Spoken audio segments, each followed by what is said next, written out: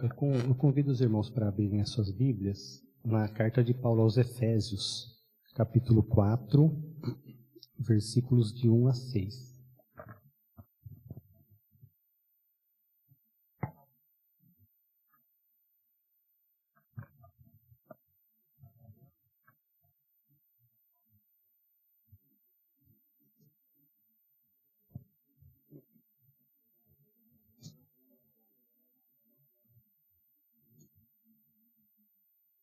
Efésios 4. Vamos ler um pouquinho mais. Vamos ler até o 16.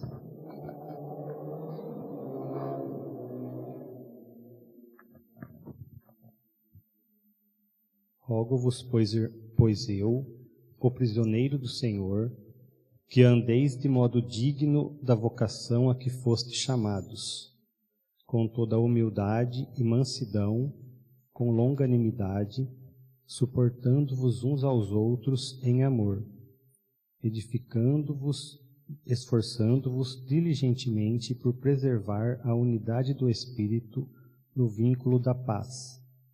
Há somente um corpo e um Espírito, como também fostes chamados numa só esperança da vossa vocação.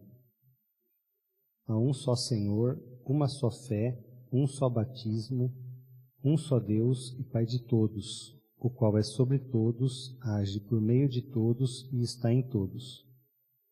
E a graça foi concedida a cada um de nós, segundo a proporção do dom de Cristo.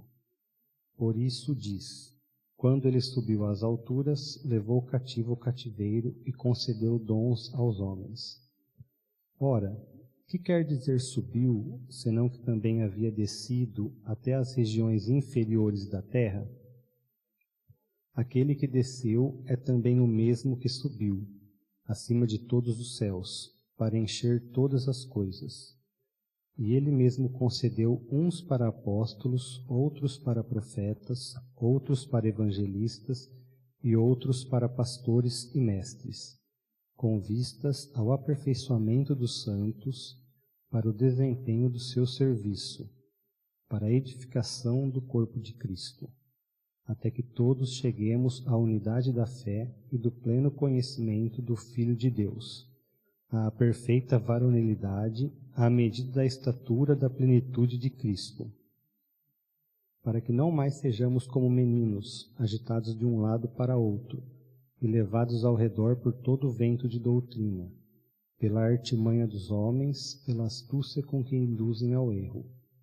Mas, seguindo a verdade, em amor, cresçamos em tudo naquele que é a cabeça, Cristo, de quem todo o corpo, bem ajustado e consolidado pelo auxílio de toda a junta, segundo a justa cooperação de cada parte, efetua o seu próprio aumento para a edificação de si mesmo em amor. Começando o nosso estudo, começando com algumas perguntas para a gente poder pensar um pouquinho. A gente leu alguns versículos aqui falando sobre o corpo de Cristo. Qual o meu papel no corpo? Qual o papel de cada um de nós no corpo de Cristo? E o nosso papel na sociedade em que nós vivemos? Será que todos nós estamos preparados para responder essas perguntas?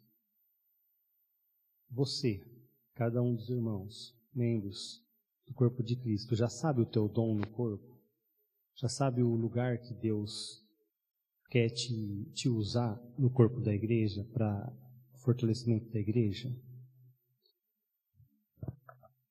Aí eu pergunto para os irmãos, o que nós temos estudado na EBD nos domingos? Os irmãos lembram o que o pastor tem falado já há algum tempo com a gente?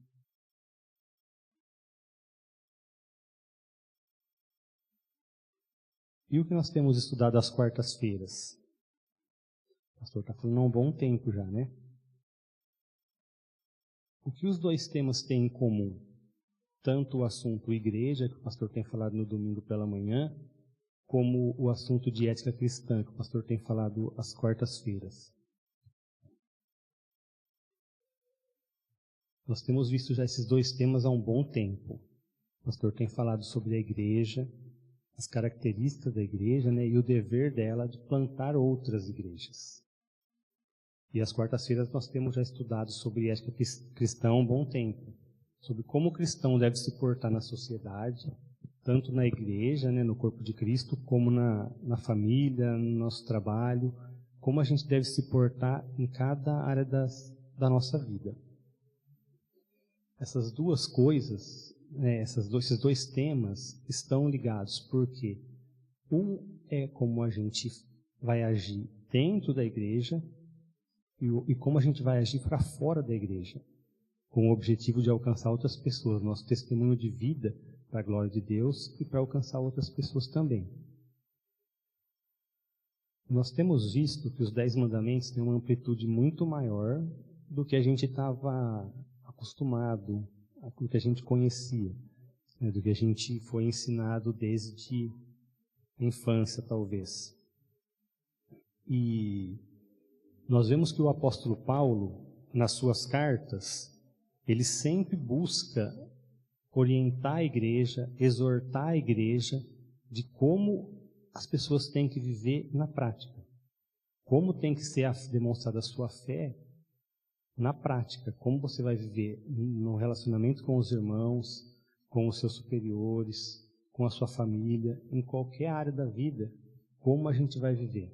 Como os cristãos, para quem ele escreveu as cartas, vão viver. Sempre ele faz isso, exortando as pessoas como devem viver em cada área das suas vidas. Especialmente aqui na carta aos Efésios, logo no primeiro versículo do capítulo 1, a gente já identifica para quem Paulo escreveu. Se os irmãos quiserem ler no capítulo 1, versículo 1, Paulo, quando ele escreve, né, ele se apresenta, Paulo, apóstolo de Cristo Jesus, por vontade de Deus, aos santos que vivem em Éfeso e fiéis em Cristo Jesus. Então, quando eu leio esse e fiéis em Cristo Jesus, para mim fica claro de que a carta é para a gente também. Porque cada um de nós foi alcançado por Cristo Jesus e dizemos que somos fiéis a Jesus. Então, essa carta vale para nós também hoje. Primeiramente, agora, logo depois dessa introdução, quando ele se apresenta, ele fala um pouquinho, ele começa a tratar sobre a redenção, de como que Deus agiu para nos alcançar. E uma coisa que me chamou a atenção aqui, que a gente vai ver associação já com o capítulo 4 que a gente leu mais para frente, é que ele fala 3 vezes que é para louvor da glória de Deus. Logo nessa primeira perícope aqui. Se os irmãos olharem, o versículo 6 do capítulo 1, desde ali do 3 ele vem falando, mas no versículo 6 ele fala, contando 5 também, ele fala, Deus nos predestinou para a adoção de filhos por meio de Jesus Cristo, segundo o beneplácito de sua vontade, para louvor da glória de sua graça, que ele nos concedeu gratuitamente no amado. Então, desde a escolha que Deus fez de cada um de nós, a predestinação, como ele diz aqui, predestinou para ele, é para louvor da sua graça. Então, o fato de sermos escolhidos por Deus é para louvor da glória de Deus. Depois, lá no versículo 12, ele vai falar novamente, a fim de sermos para louvor da sua glória.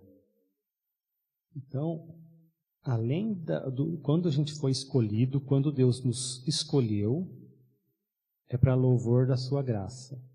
Depois, a fim de sermos para louvor de sua glória. Quando fala a fim de sermos, eu entendo que isso aqui é a nossa constante, a nossa vida, o nosso dia a dia. Então, Deus nos escolheu para louvor da sua glória. A nossa vida, nós temos que ser para a glória de Deus.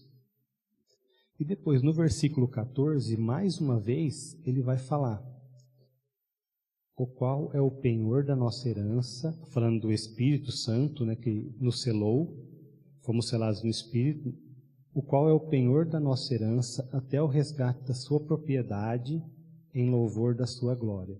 Então, até no final, quando Jesus voltar para nos resgatar, é para louvor da glória de Deus.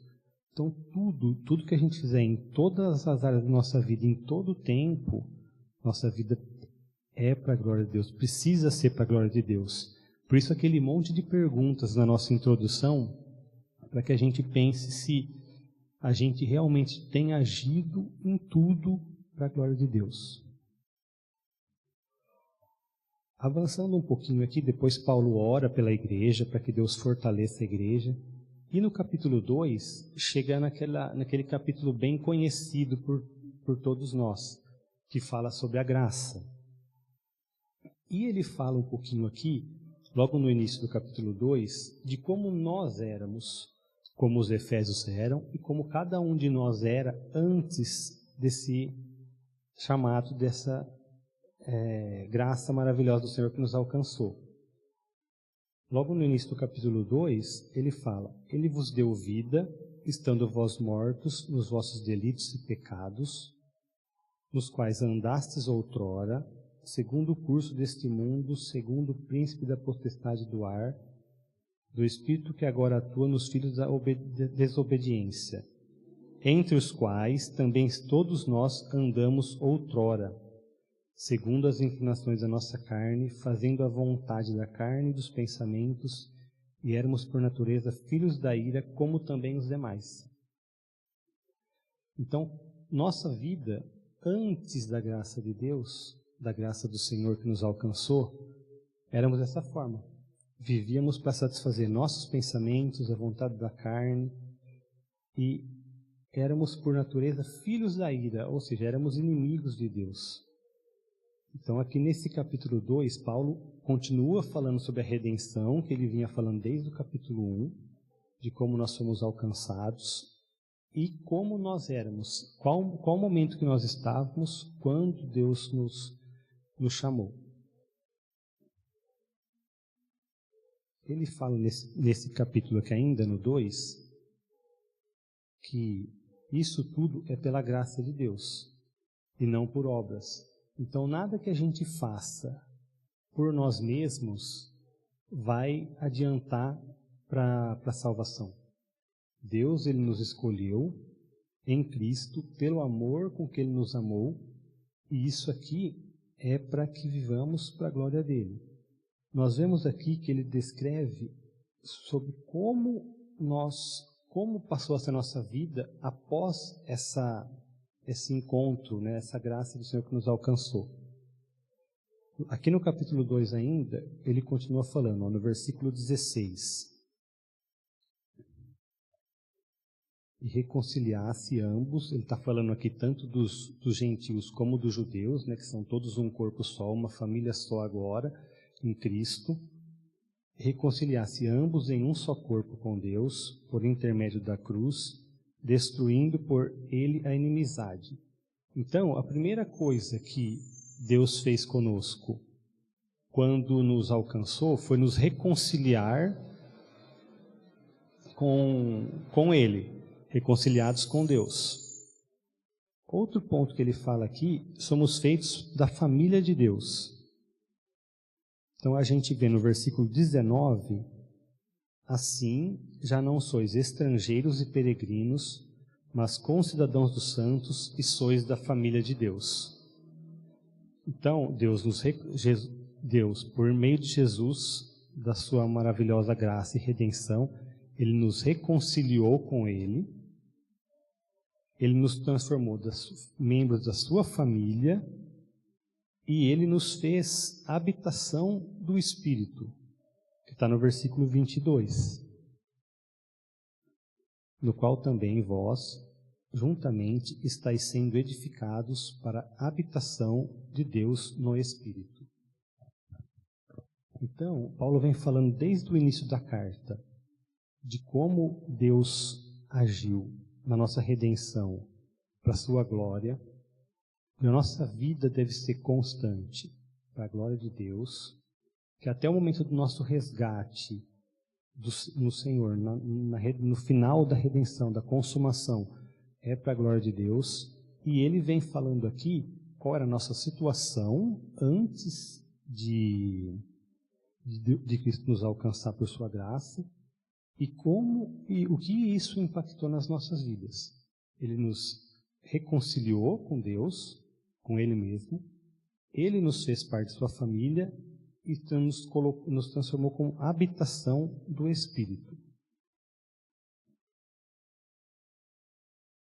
Ainda nesse capítulo, Paulo vai falar da sua vocação.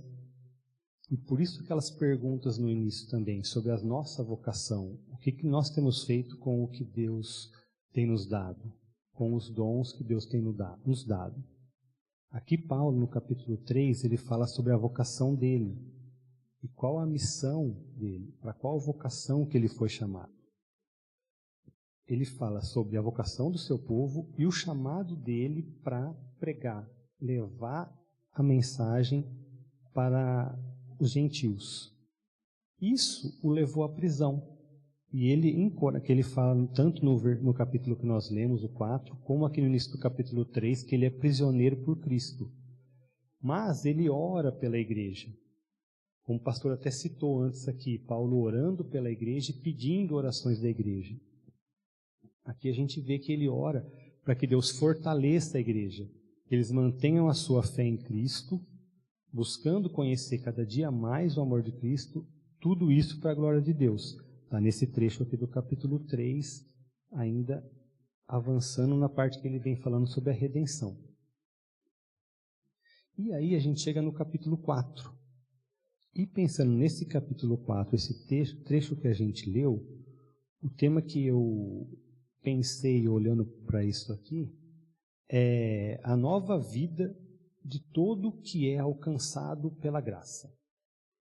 Então, agora a partir do capítulo 4, vai ser essa atuação, essa questão prática de como nós, como cristãos, devemos viver, já que fomos alcançados pela graça do Senhor, Deus nos reconciliou com Ele, nos fez da sua família, como nós devemos viver baseado no que nós somos alcançados pela graça de Deus e que seja para a glória de Deus.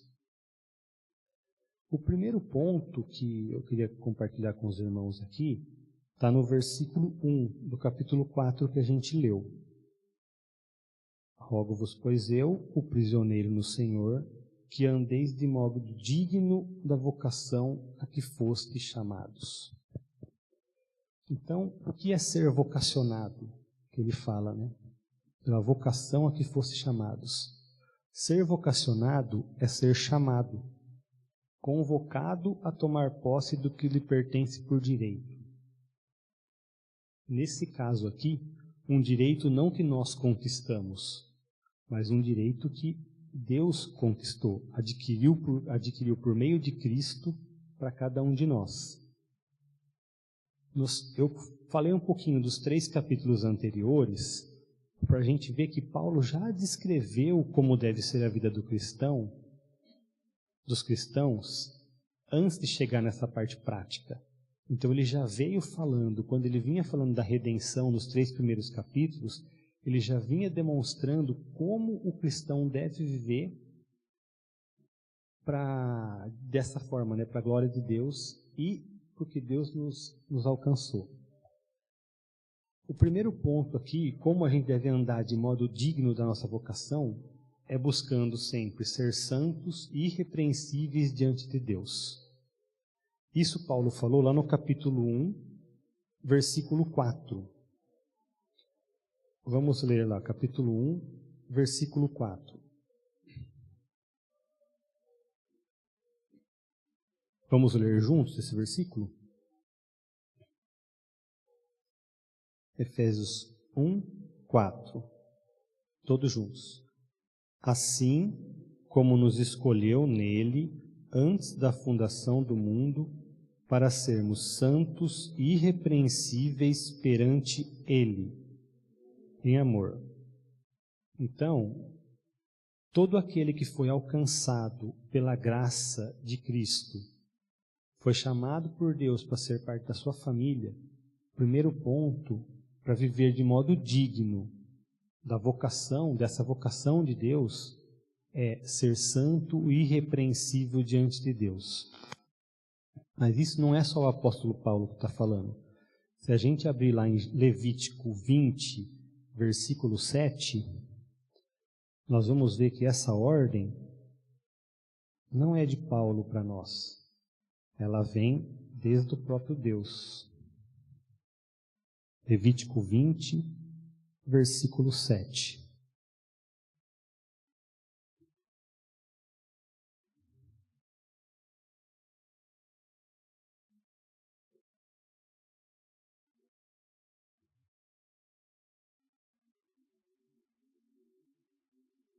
Portanto, santificai-vos e sede santos, pois eu, o Senhor vosso Deus, sou santo.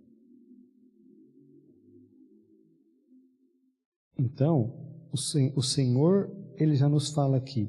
E no versículo 8 ele fala, né? Guardai os meus estatutos e cumpri-os. Eu, o Senhor, que vos santifico. Então, até a nossa santificação não é mérito nosso. Até o fato de a gente buscar ser santo, buscar viver de modo irrepreensível, ainda assim somos dependentes de Deus que nos santifica. Um segundo ponto ainda dentro desse andar de modo digno é viver para o louvor da glória de Deus. Até já comentamos um pouquinho, mas vamos reforçar aqui no capítulo 1 de Efésios ainda, o versículo 12.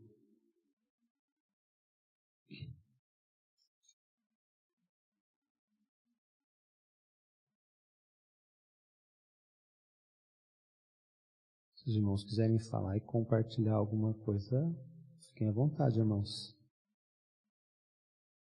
Então, Efésios 1, versículo 12. Ele fala no 11. Nele digo, no qual fomos também feitos herança, predestinados segundo o propósito daquele que faz todas as coisas, conforme o conselho da sua vontade, a fim de sermos, para louvor da sua glória, nós, os que de antemão esperamos em Cristo.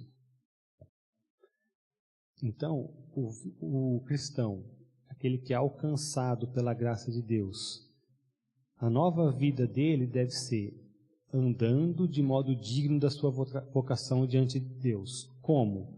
Sendo santos e irrepreensíveis diante de Deus, vivendo para louvor da glória de Deus em tudo o que fizermos.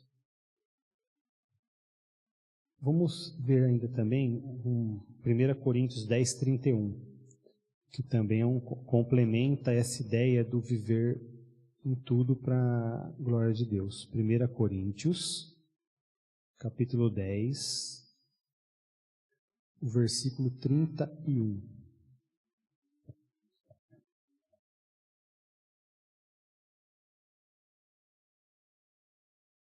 O que Paulo fala para os coríntios aqui?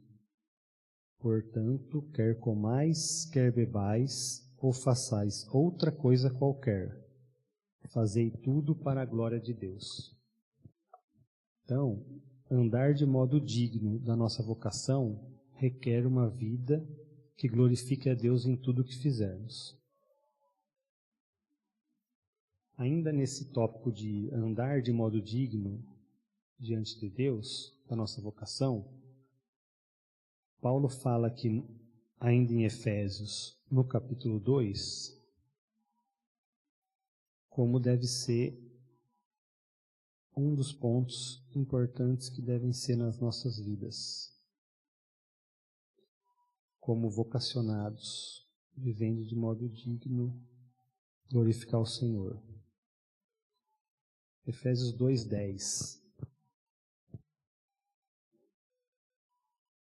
Pois somos feitura dele, criados em Cristo Jesus para boas obras, as quais Deus de antemão preparou para que andássemos nelas.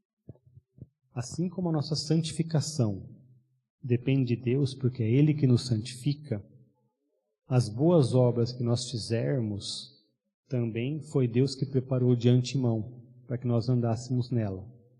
Por isso, nós devemos assim o fazer, e dessa forma vamos viver de modo digno diante do Senhor.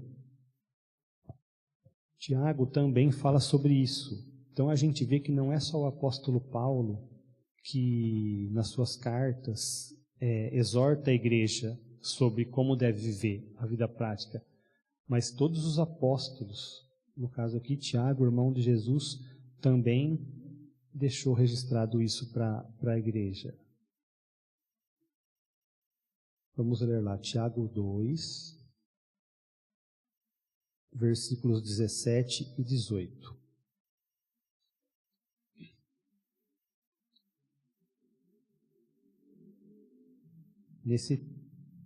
Nessa perícope aqui, que vai do versículo 14 até perícope maior aqui, né, até o versículo 26, que ele está falando sobre a fé sem obras, é morta. E nos versículos 17 e 18, ele enfatiza isso, como o nosso exemplo de vida, nossas obras vão mostrar que nós somos separados, cremos em Deus e essa fé que nós temos em Deus. Assim também a fé, se não tiver obras, por si só está morta. Mas alguém dirá, tu tens fé, e eu tenho obras.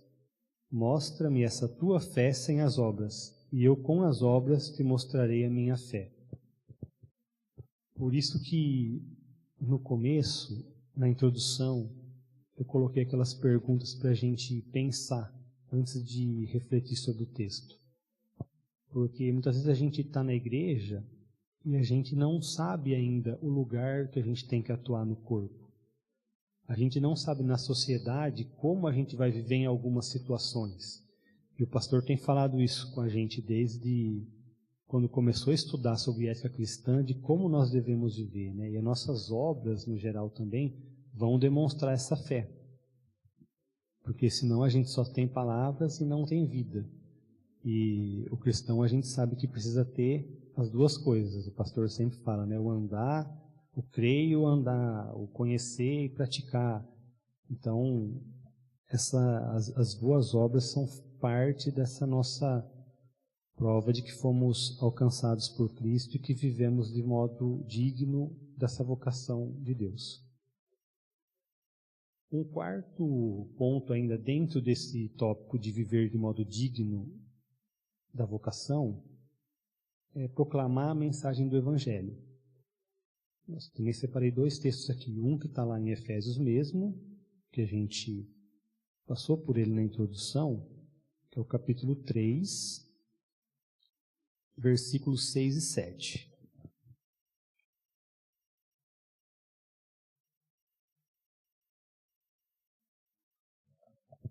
Efésios 3, versículos 6 e 7. Paulo vai falar: a saber, que os gentios são cordeiros, membros do mesmo corpo e coparticipantes da promessa em Cristo Jesus por meio do Evangelho, do qual fui constituído ministro, conforme o dom da graça de Deus, a mim concedida, segundo a força operante do seu poder. Então ele está falando que os gentios são alcançados por meio do Evangelho, e ele fala que foi constituído ministro disso, de levar o Evangelho aos gentios. E nós sabemos que nós também, como cristãos, devemos levar o Evangelho. Jesus, lá na grande comissão, no final do livro de Mateus, ele falou: ide por todo mundo e pregai o Evangelho a toda criatura. Então a nossa vida tem que ser uma vida de testemunho, uma vida de levar o Evangelho com a nossa vida e com nossas palavras, para que prove que nós estamos andando de modo digno diante de Deus. O apóstolo Pedro também fala isso. Lá no capítulo 2 da primeira carta, primeira epístola de Pedro, capítulo 2, versículos 9 e 10. é um texto bem conhecido também, mas que fala dessa missão da igreja, a missão que temos de levar o Evangelho. 1 Pedro 2, versículos 9 e 10. Vós, porém, sois raça eleita, sacerdócio real, nação santa, povo de propriedade exclusiva de Deus. Para quê? A fim de proclamardes as virtudes daquele que vos chamou das trevas para a sua maravilhosa luz. Vós sim, que antes não erais povo, mas agora sois povo de Deus, que não tinhas alcançado misericórdia, mas agora alcançastes a misericórdia. Então, assim como Paulo falou lá, dessa nossa eleição, de que fomos feitos da família de Deus, reconciliados com Deus, o apóstolo Pedro também fala aqui, que somos propriedade exclusiva de Deus, raça eleita, nação santa, a fim de proclamarmos as virtudes daquele que vos chamou das trevas para a sua maravilhosa luz. Então, o primeiro tópico que Paulo fala aqui, o primeiro ponto que a gente vê da nova vida de todo aquele que foi alcançado pela graça de Deus, é andar de modo digno da sua vocação, sendo santo e irrepreensível, vivendo em tudo para a glória de Deus, praticando as obras que Deus já preparou para nós, e proclamando a mensagem do Evangelho. O segundo ponto é uma vida exemplar diante dos irmãos. Então, além dessa nossa vida geral, tanto diante de Deus como da sociedade, tem também a vida dentro da igreja. A vida exemplar diante dos irmãos. Cada um de nós precisa ser exemplo e motivo de edificação para nossos irmãos. Então, dentro desse vida exemplar, a gente vê no versículo 2 aqui do capítulo 4 de Efésios,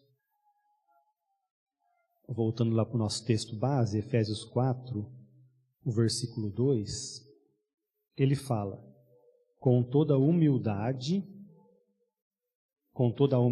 e mansidão, com longanimidade, suportando-vos uns aos outros em amor.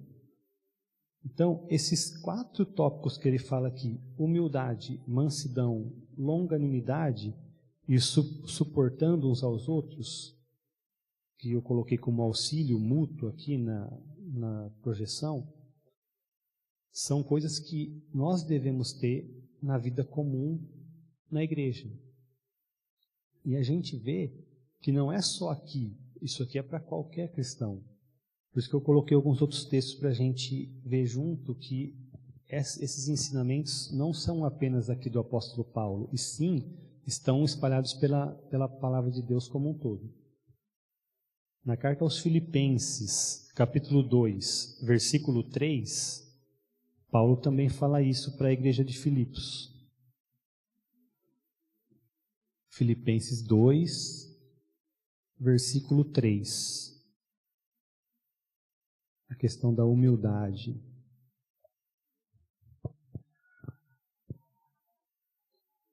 Nada façais por partidarismo ou vanglória, mas por humildade, considerando cada um os outros superiores a si mesmo.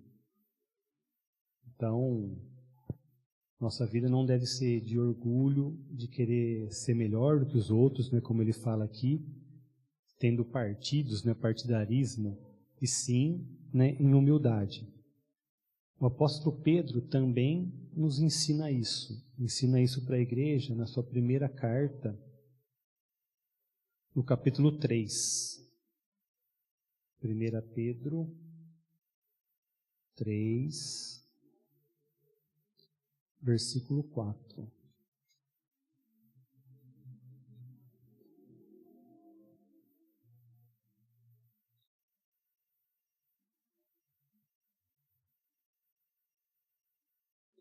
Ele está falando aqui da vida exemplar cristã, né, no caso aqui dos deveres dos casados, mas se aplica para a nossa vida em comunidade também. Seja, porém, versículo 4, seja, porém, o homem interior do coração unido ao incorruptível trajo de um espírito manso e tranquilo, que é de grande valor diante de Deus. Então, a humildade é requerida por Deus para nós, e Deus valoriza isso, é de um grande valor diante de Deus. A longanimidade também, Paulo fala ali no versículo 2 do capítulo 4, mas lá no versículo 32 do mesmo capítulo, tem um versículo interessante. Efésios 4, versículo 32.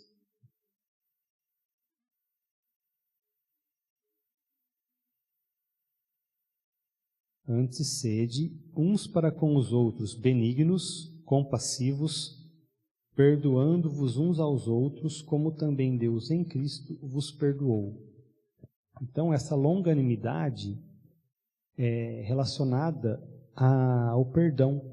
A gente não guardar um rancor, não guardar uma mágoa, não criar alguma coisa que fique, de alguma coisa que algum irmão, por uma infelicidade, talvez fez para conosco, e a gente ficar guardando isso. É ser longânimo em perdoar, em estar sempre buscando a reconciliação com os irmãos também. E isso a gente vai ver lá em Provérbios, tem pelo menos 2 versículos que eu separei aqui, que falam justamente sobre isso também, da gente ser longânimo e os benefícios dessa longanimidade em perdoar, em ter um bom relacionamento com as pessoas. Provérbios capítulo 15.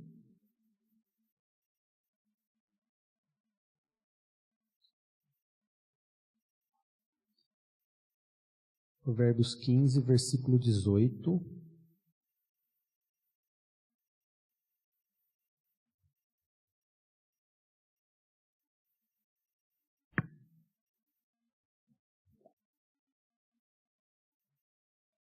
Ele fala assim: o homem iracundo suscita contendas, mas o longânimo apazigua a luta.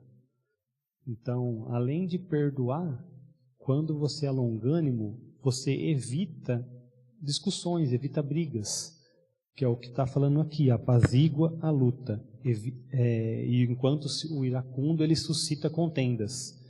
Então, o fato da gente ter essa longanimidade, em não guardar mágoas, em perdoar as pessoas, a gente evita problemas também, evita discussões, evita brigas. E o capítulo 19, versículo 11. Provérbios 19, versículo 11. A discrição do homem o torna longânimo, e a sua glória é perdoar as injúrias. Então aqui mais uma vez, né, a longanimidade, que essa de ser discreto, né, a discrição do homem torna ele longânimo, e isso o ajuda, tem uma glória que é perdoar as injúrias. Então a gente vê que essa longanimidade deve ser parte da nossa vida. Como cristão devemos, né, ter uma vida exemplar diante dos irmãos também, sabendo perdoar, apaziguar os momentos de conflito e assim testemunhar da nossa fé.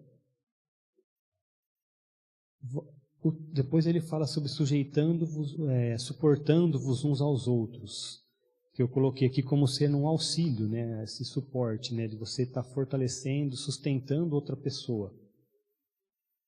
Vamos primeiro aqui em Eclesiastes, que já está pertinho de Provérbios, que também fala um pouquinho sobre isso aqui, dessa importância, né, de a gente estar sendo suporte uns para os outros. Eclesiastes 4, versículos de 9 a 12. Esses versículos estão dentro de um trecho aqui da palavra que a Sociedade Bíblica colocou como as tribulações da vida. E aí ele vai falar embaixo aqui sobre essa questão de ser suporte, né? O fato de não estar sozinho e um sendo suporte ao outro. Versículo 9. Eclesiastes 4, de 9 a 12. Melhor é serem 2 do que 1, porque tem melhor paga do seu trabalho. Porque se caírem, um levanta o companheiro. Aí, porém, do que estiver só, pois caindo não haverá quem o levante.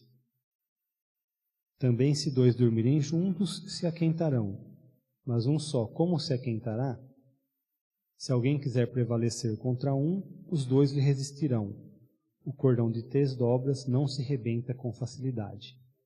Então, principalmente no versículos 9 e 10, né, que ele fala de ter paga do seu trabalho, e se cair um levanta o outro, é esse suporte de você estar auxiliando uma outra pessoa a viver da forma correta.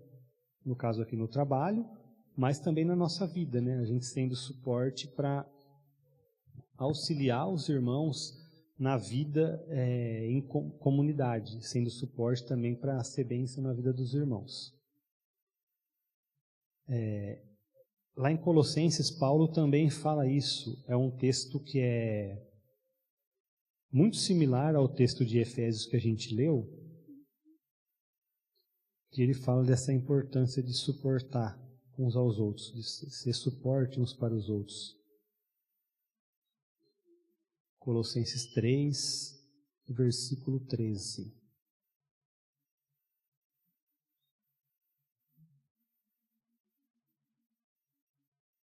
Ele fala sobre as virtudes. Ele fala, suportai-vos uns aos outros. Fala do perdão também aqui, perdoai-vos mutuamente, caso alguém tenha motivo de queixa contra outra. Assim como o Senhor vos perdoou, assim também perdoai vós.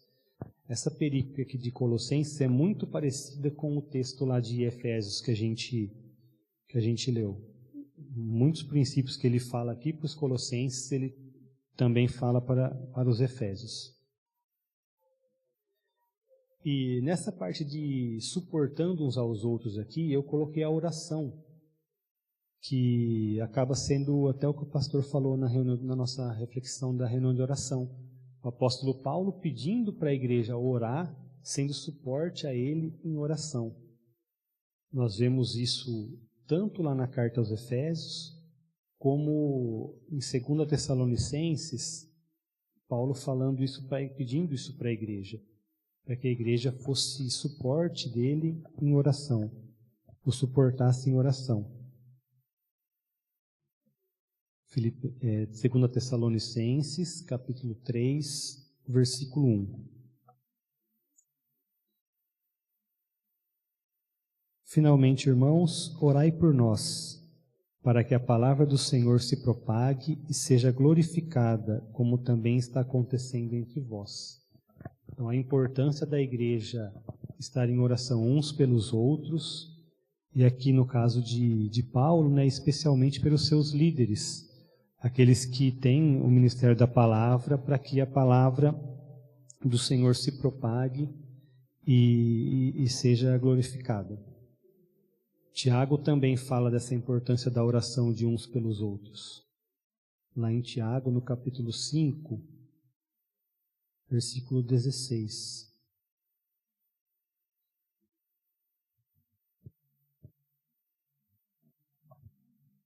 Então ele fala, confessai, pois, os vossos pecados uns aos outros e orai uns pelos outros, para seres curados.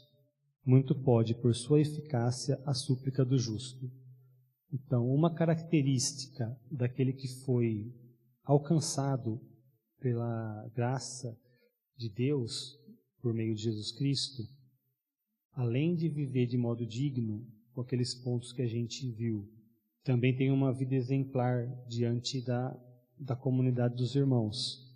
E esses pontos, humildade, mansidão, longanimidade, o auxílio, né, ser suporte um ao outro, inclusive, talvez até principalmente em oração, é muito importante.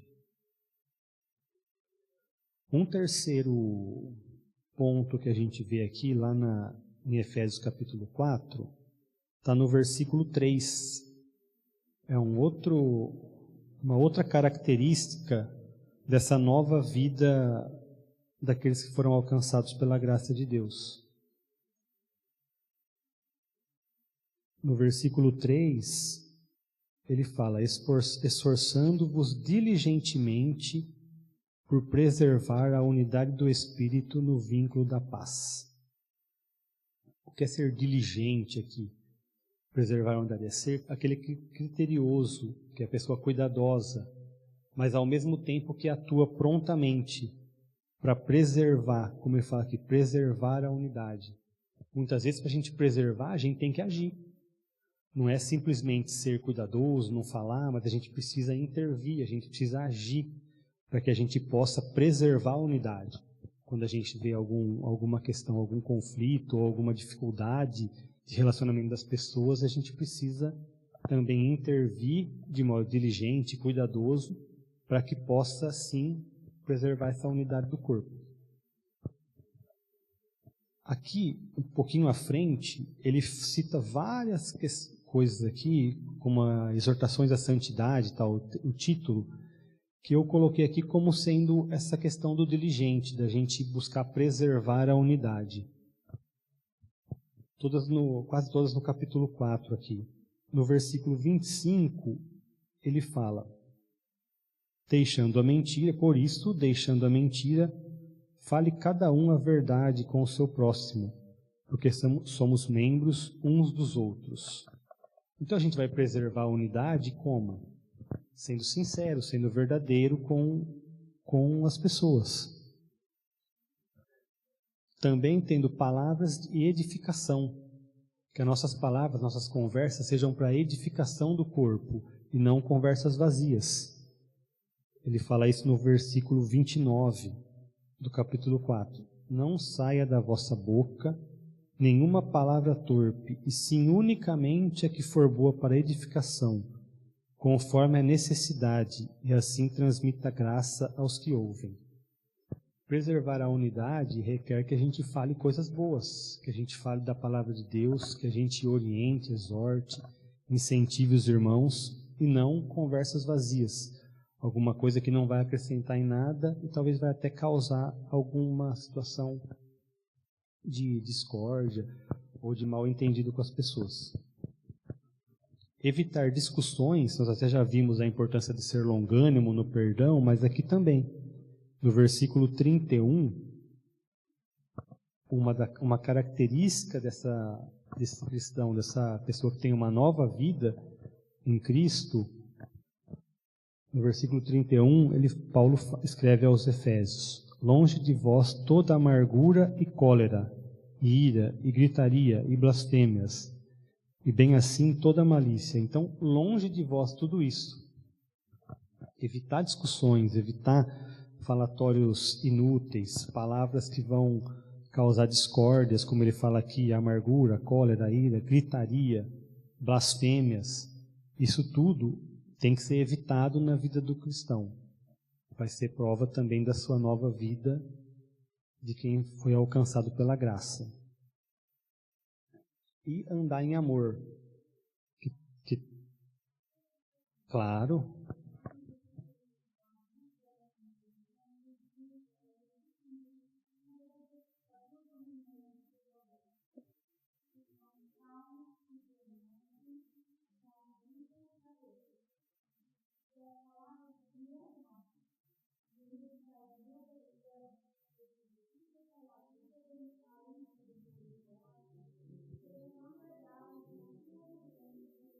Sim.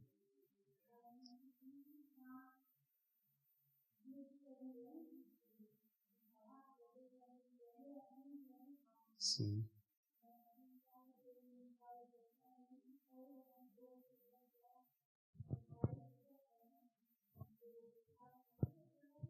Sim.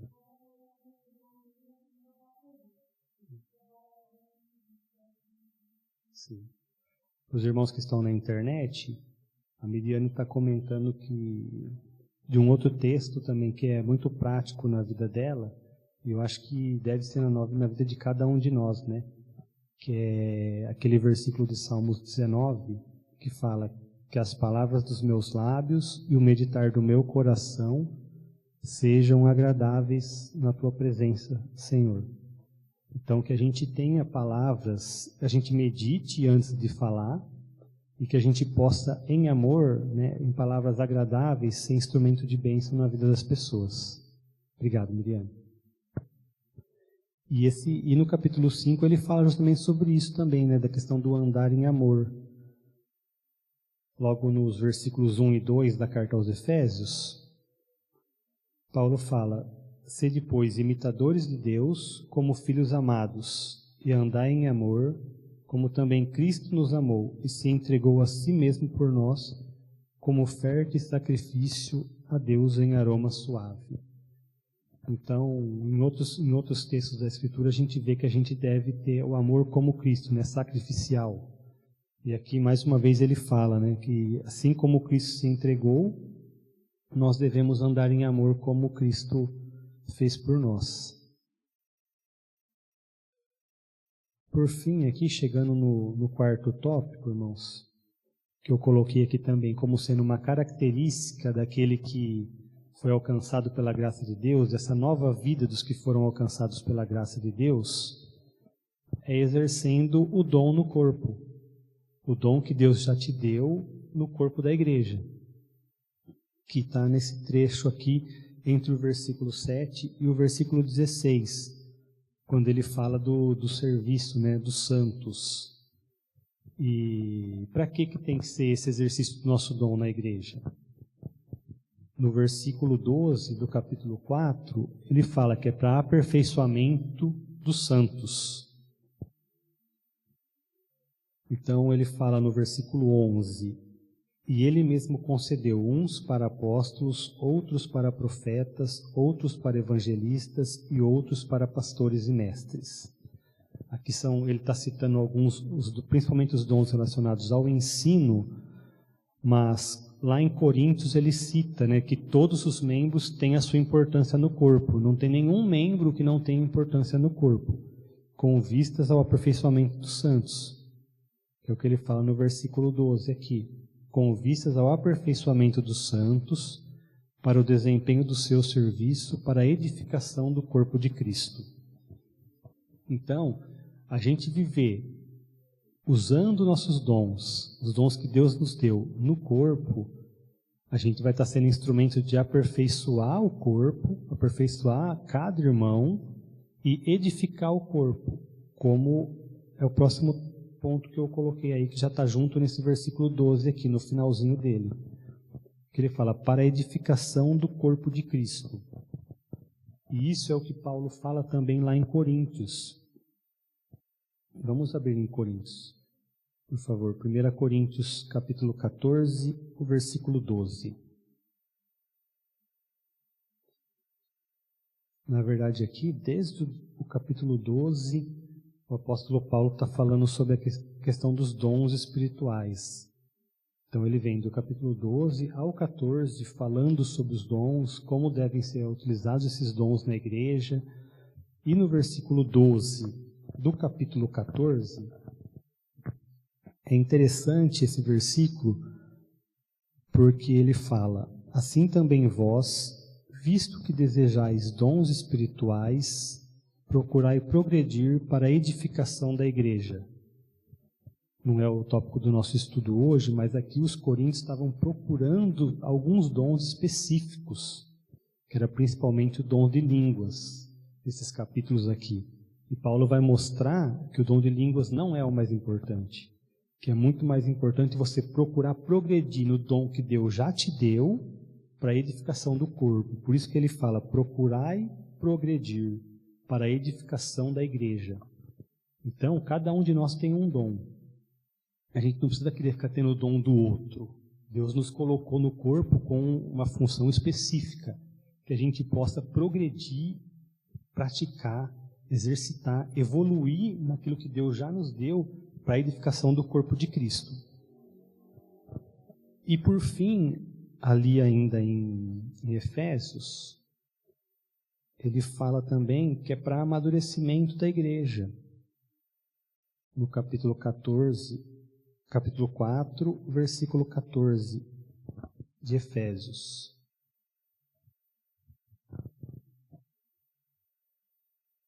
A utilização do nosso dom é para fortalecimento da igreja e para o versículo 14. Efésios 4, 14. para que não sejais como meninos, agitados de um lado para o outro e levados ao redor por todo o vento de doutrina, pela artimanha dos homens, pela astúcia com que induzem ao erro. Mas seguindo a verdade, em amor, cresçamos em tudo naquele que é a cabeça Cristo.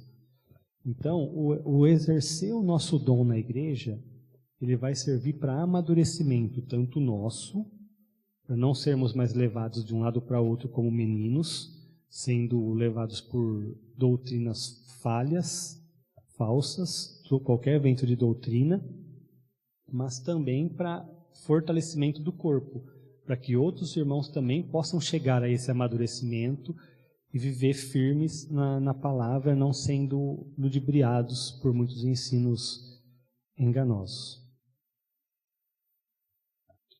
Então, concluindo, nós vemos, né, que desde o início da carta aqui, quando Paulo vem falando do processo de redenção, quando Deus, por seu amor e maravilhosa graça, nos separou e salvou, durante o período da nossa existência e até o nosso resgate, tudo foi planejado e é para a glória de Deus. Então, tanto a nossa eleição, como a nossa vida e o nosso resgate final, tudo para a glória de Deus. Fomos comprados e vocacionados a viver conforme o poder de Deus que opera em nós. Como a gente viu, Deus que nos santifica, Deus que nos dá os dons, é Ele que nos capacita a viver em boas obras que Ele já preparou. Tudo foi feito por Deus que opera em nós. Que vivamos de modo digno da nossa vocação, de forma exemplar diante dos irmãos, da sociedade, sempre diligentes para preservar a unidade do Espírito e atuantes no corpo de Cristo, para a edificação da igreja e, acima de tudo, louvor e glória do nosso Deus. Como eu comecei com perguntas, eu gosto de deixar umas perguntinhas para a gente pensar. Se a gente tem vivido de modo digno disso que Deus nos chamou, e se a gente tem utilizado os dons recebidos por Deus para a edificação do corpo e a glória de Deus. Aqueles que têm usado, assim como Paulo fala em Coríntios, que a gente procure progredir ainda mais nos dons para a edificação do corpo. E aqueles que ainda não têm usado seus dons na igreja, que possam, em oração, buscar a Deus a direção e até o conselho dos irmãos, da liderança da igreja, do pastor, para que possam até encontrar o seu dom, se ainda não conseguiram identificar, e assim a gente possa, uns, auxiliar os outros no crescimento, no amadurecimento, pela glória do nosso Deus.